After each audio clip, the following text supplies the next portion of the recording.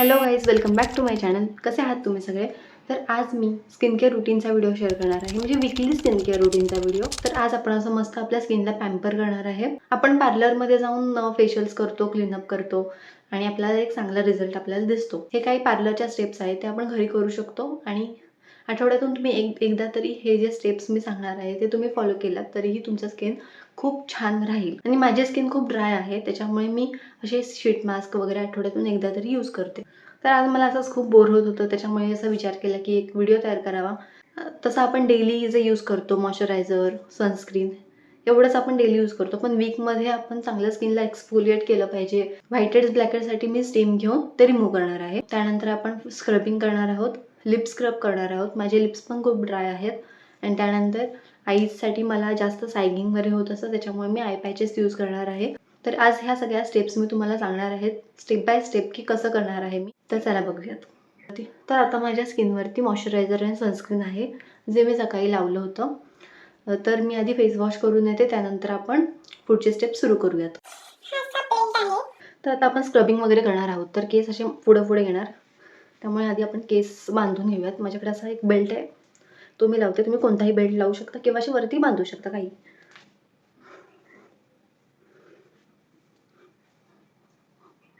तर मी face wash करून येते, आपण पुढचे स्टेप सुरू करूयात. नशीब व्हिडिओ चालू आहे, मला वाटलं व्हिडिओच नाही सुरू. तर फेस वॉश करते मी आता. फेस वॉशसाठी मी डॉट अँड कीचा हा barrier repair hydrating gentle face wash use करते.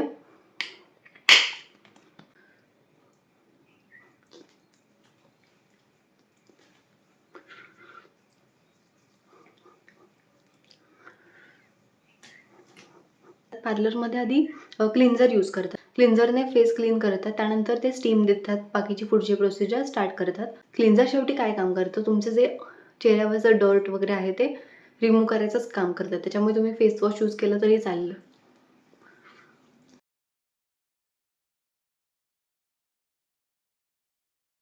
तर आपला फेस वॉश झाला, चेहऱ्यावरचे जे काही डर्ट घाण वगैरे होती ते निघून गेली. आता आपला चेहरा पूर्ण क्लीन आहे. तर आता आपल्या नोजवरती जे व्हाईट हेड्स आणि ब्लॅक हेड्स वगैरे आहेत ते आपण रिमूव्ह करणार आहोत. त्यासाठी आपल्याला एक स्टीम घ्यायची आहे. स्टीम तुम्ही स्टीमरच्या भांड्याने सुद्धा घेऊ शकता किंवा टोपामध्ये पाणी गरम करून तसंही घेऊ शकता. नाहीतर भांड्यामध्ये थोडंसं पाणी गरम करायचं. त्यानंतर तुमचा जो काही रुमाल असेल तो भिजवायचा चांगला, आणि ह्या गरम गरम रुमालाने तुम्ही असं नुसतं जिथे तुम्हाला व्हाईट हेड्स आहेत ते तुम्ही डॅब डॅब करू शकता.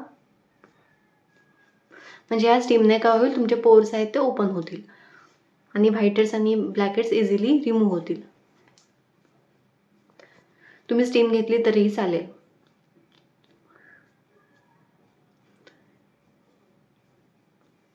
तर व्हाईट हेड्स आणि ब्लॅक हेड्स काढण्यासाठी ही अशी पिन मिळते.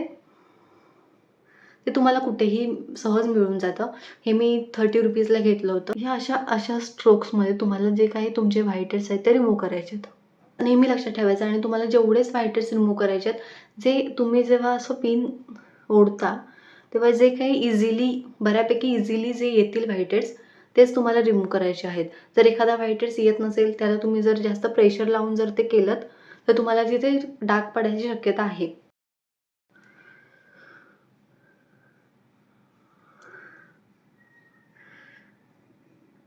तर हलक्या हातानेच असं इझिली पूर्ण करायचं तुम्हाला. नेहमी करताना हलक्या हातानेच करायचं. तर आता व्हाईट हेड्स आणि ब्लॅक हेड्स पूर्ण रिमूव्ह झालेले आहेत. तरीसुद्धा काही व्हाईट हेड्स राहिलेले असतात, त्यासाठी आपल्याला स्क्रबिंग करायला लागेल. तर स्क्रबिंग करण्यासाठी मीही पावडर यूज करते. ही मी स्वतः घरी बनवते. ह्याच्यामध्ये सगळ्या पावडर्स मी मिक्स केल्यात, जसं की मुलतानी माती, बेसन, ऑरेंज पील पावडर, तुलसी पावडर, हे सगळं मिळून मिक्स करून मी ही पावडर तयार केलेली आहे.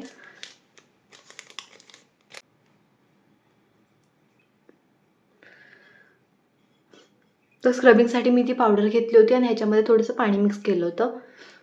त्यांना आपल्याला स्क्रब करायचं चांगलं.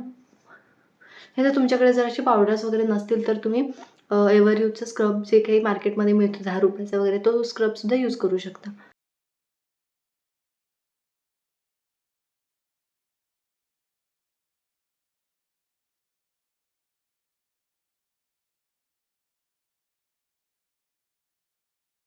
आणि ह्यासोबत तुम्ही तुमच्या पूर्ण फेसला सुद्धा स्क्रब करू शकता. तर मी लावते पूर्ण फेसलाच आता. एकदम एकदम नॉर्मल हलक्या हाताने स्क्रब करायचं आहे. काही जणांना असं वाटतं की जेवढं आम्ही घासून स्क्रब करू तेवढं पूर्ण घाण आहे ती निघून जाते, पण असं नसतं अजिबात. मध्ये मध्ये तुम्ही असं पाण्याचा हात घेऊन सुद्धा स्क्रब करू शकता.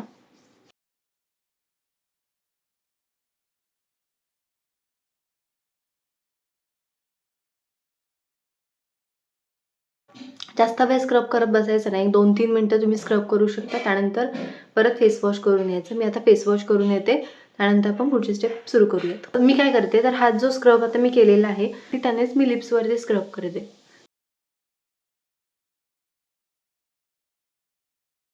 तर स्क्रबिंग नंतर मी फेस वॉश करूया.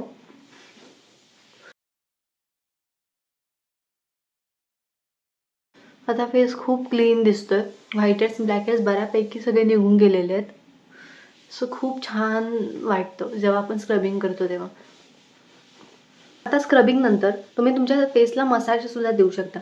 म्हणजे तुम्ही थोडंसं मसाज क्रीम लावू शकता किंवा एक ऑइल लावून तुम्ही तुमच्या फेसला मसाज करू शकता. त्यानंतर तुम्ही पुढची स्टेप करू शकता. पण आता इथे मी मसाज करत नाही आहे, कारण की मी डेली जेव्हा मी स्किन केअर करते तेव्हा मी मसाज करत असते. जेव्हा मी मॉइश्चरायझर अप्लाय करते, सनस्क्रीन अप्लाय करते, तेव्हा मी मसाज करत असते. त्याच्यामुळे मी आता मसाज करत नाही आहे, कारण माझा डेली मसाज होतो. तर स्क्रबिंग नंतर मी हा फेस मास्क यूज करते. ह्याच्यामध्ये टी ट्री आहे, सॅलिसिलिक ॲसिड आहे. तुम्ही कोणताही फेस मास्क यूज करू शकता, नाहीतर मग तुम्ही सहज बेसन किंवा दूध मिक्स करून लावू शकता. तर मी आता हा फेस मास्क यूज करते आहे, कारण की मला व्हाईट हेड्स ब्लॅक हेड्स आहेत, तर त्याच्यामुळे मी नेहमी हा फेस मास्क यूज करते.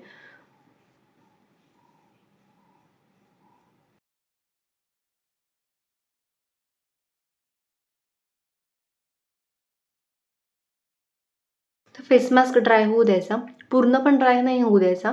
50% ड्राय झाला की तुम्हाला परत तो चेहरा धुवून टाकायचा आहे. पूर्ण फेस मास्क ड्राय नाही झाला पाहिजे.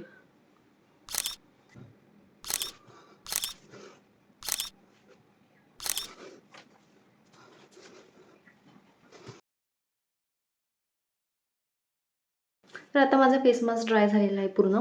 तर मी हा स्पंज घेते फेस मास्क रिमूव्ह करायला.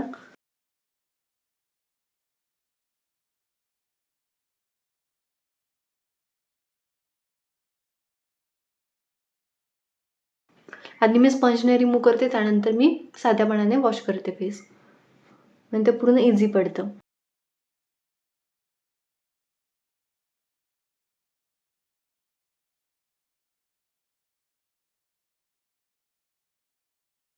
तर आता मी फेस वॉश केलेलं आहे. तर आधी आपण फेस वॉश केला, त्यानंतर स्टीम घेतली, white heads black heads remove केले, त्यानंतर आपण स्क्रबिंग केलं आणि त्यानंतर आपण फेस मास्क यूज केलं.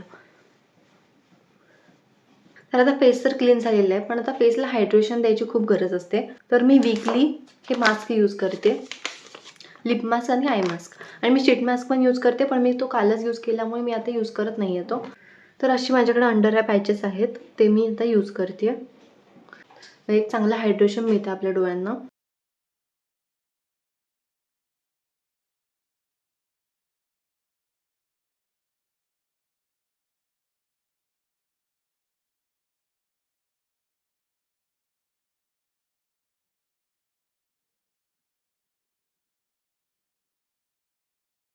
आणि आय मास्क सोबतच मी लिप मास्क सुद्धा यूज करते. आता लिप्सला तर स्क्रबिंग केलेलं आहे, तर त्याला हायड्रेशनसाठी मी लिप मास्क यूज करते.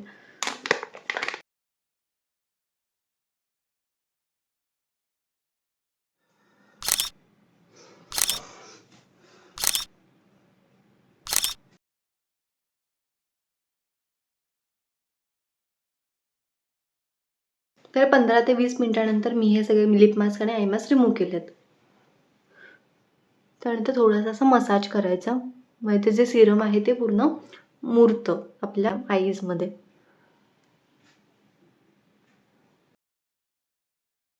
त्यानंतर तुम्हाला पाहिजे तर तुम्ही फेस वॉश करू शकता, पण नाही केलं तरी चालेल.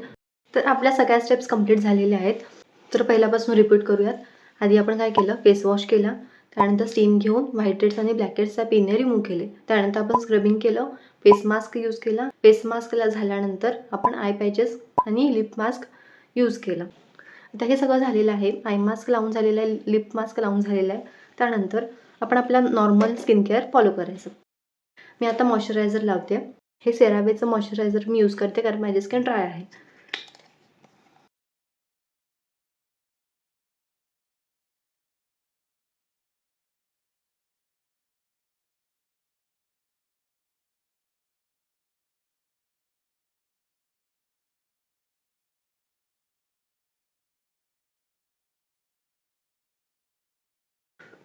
मॉइश्चरायझर नेहमी मानेला सुद्धा लावायचं.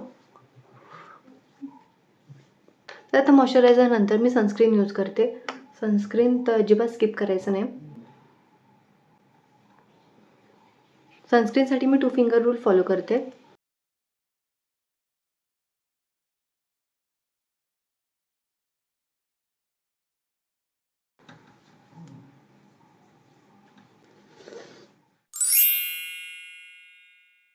अशा प्रकारे आपलं वीकली स्किन केअर रुटीन झालेलं आहे.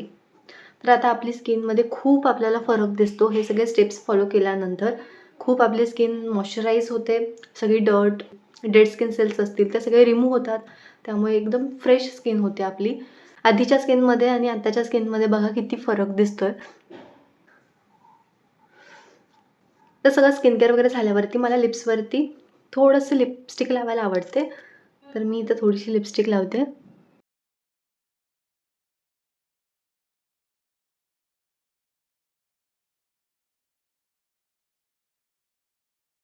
तर अशा प्रकारे आपलं वीकली स्किन केअर रुटीन झालेलं आहे. तर व्हिडिओ शेवटपर्यंत पाहिला त्यासाठी खरंच खूप थँक्यू. व्हिडिओ कसा वाटला हे मला कमेंट बॉक्समध्ये सांगा. व्हिडिओला लाईक करा, शेअर करा आणि सबस्क्राईब करा.